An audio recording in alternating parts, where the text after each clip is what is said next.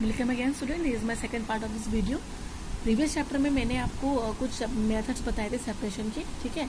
अब हम बताएंगे थ्रेशिंग का method. You must have seen bundles of water और paddy stalks lying in fields after harvesting the crop. Stalks are dried in the sun before the grain is separated from them. Each stalk has many grain seeds attached to it. Imagine the number of grain seeds in hundred of bundles of stalk lying in the field. आपने देखा होगा कि अनाज मतलब कि धान जो होते हैं जब उनको काटे जाते हैं तो वो काफ़ी बंडल्स में होते हैं, तो आप उनको काउंट नहीं कर सकते कि उसमें कितने होते हैं। यहाँ तक कि अगर आप बोल सकते हो कि 100 बंडल से भी ज़्यादा उस फील्ड में होते हैं। तो how does the farmer separate grains from those bundle. तो यहाँ पे बोल रहा है कि फिर वो फार्मर्स सेपरेट कैसे करते हैं ग्रेन्स को स्टॉक से, क्योंकि वो बंडल्स में होते हैं ना, तो उसमें उसको कैसे मेथड्स फॉलो करेंगे। तो उसी मेथड के लिए यूज होता है थ्रेसिंग, ठीक है। क्या होता है इस मेथड में, the process that is used to separate grains from stalk is called threshing. In this process the stalks are beaten to the free to the grains. Sometimes threshing is done with the help of blocks. Machines are also used to separate large quantities of grains. Thresher is a machine powered by diesel or electricity. The harvested crop is put under the rollers of the thresher.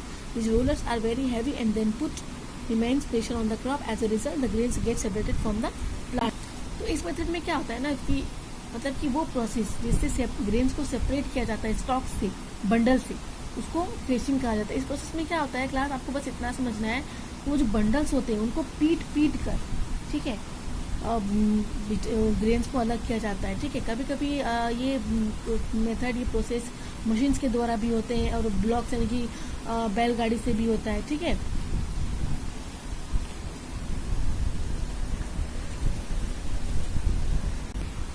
अब Winnowing is used to separate heavier and lighter components of a mixture by wind or blowing air.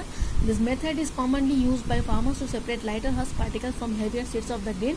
The husk particles are carried away by the wind. The seeds of the grain get separated and form a heap near the platform. After winnowing, the separated husk is used for many purposes such as fodder for cattle. Winnowing क्या process है? Winnowing ऐसा process है जिसको use किया जाता है heavier or lighter चीज को, कंपोनेंट्स को अलग करने के लिए, हवा मतलब बहती हवा के जरिए, ठीक है। ये मेथड कॉमनली ये फार्मर्स यूज करते हैं। ये जो हस्क देख रहे हो आप, ये ग्रेन नीचे जा रहा है और ये ग्रेन नीचे जा रहा है और ये हस्क उड़ करके बाहर जा रहा है, ठीक है। तो इसी प्रोसेस को विनोइंग कहते हैं। लेकिन ये जो हस्क बाहर जा रहा है ये ऐसे बर्बाद नहीं जाता, ये बहुत से काम के लिए यूज किया जाता है, जैसे कि कैटल्स वगैरह को खाना देने के लिए। अब है सेपरेटिंग मिक्सचर। सेपरेटिंग मिक्सचर क्या होता है? मिक्सचर में बी होमोजीनियस और हेट्रोजीनियस।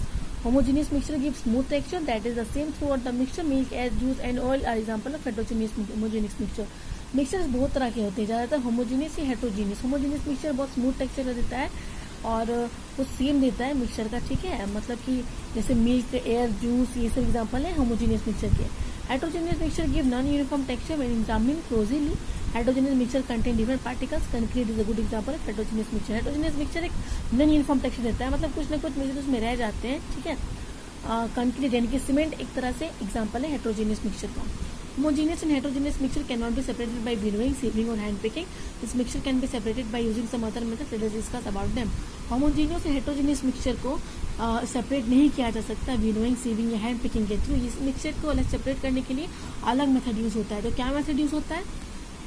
सेडिमेंटेशन और डिकेंटेशन, ये दोनों मेथड यूज होते हैं होमोजीनियस और हेटेरोजेनियस मिक्सचर को अलग करने के लिए। Sedimentation is a process by which solid particles are allowed to settle down at the bottom. If a mixture of solid and a liquid is allowed to stand for some time, the particles of the solid substance down at the bottom and a clear layer of liquid is formed at the top. The clear liquid is then removed carefully without disturbing the subtle solid. A process of separating the clear liquid from the settled solid is called decantation. क्या होता है कि sedimentation एक ऐसा process है जिससे solid particles नीचे हो जाते हैं, यानी कि बॉटम में चिपक जाते हैं और लाइट पार्टिकल्स ऊपर आ जाती है, ठीक है। बस यही प्रोसेस है। यहाँ पर क्या होता है कि क्लियर लिक्विड हम लोग को दिखता है, उस मतलब कि वो बिना लिक्विड को डिस्टर्ब किए वो सॉलिड क्या हो जाता है, नीचे सेटल हो जाता है, बैठ जाता है। तो इसी प्रोसेस को बोलते हैं decantation. The process of decantation can be used to separate two liquids that are immiscible as water and oil. Oil being lighter, stay above the level of the water, so it can be separated easily from the water. The picture given below shows a separating funnel which separate oil from water. देखिए, तेल को पानी से अलग नहीं कर सकते है ना, लेकिन यहाँ पे एक मेथड है डिकेंटेशन का इसमें हम दो लिक्विड्स को आपस में अलग कर सकते हैं। जैसे कि अगर इमिसिबल, जैसे कि वाटर और ऑयल हो गया, तो ये दोनों तो आपस में घुल नहीं सकते, ये दोनों तो इमिसिबल हैं। लेकिन एक प्रोसेस है डिकम्पोजिशन जिससे ये दोनों को अलग किया जा सकता है। जब होता है क्या,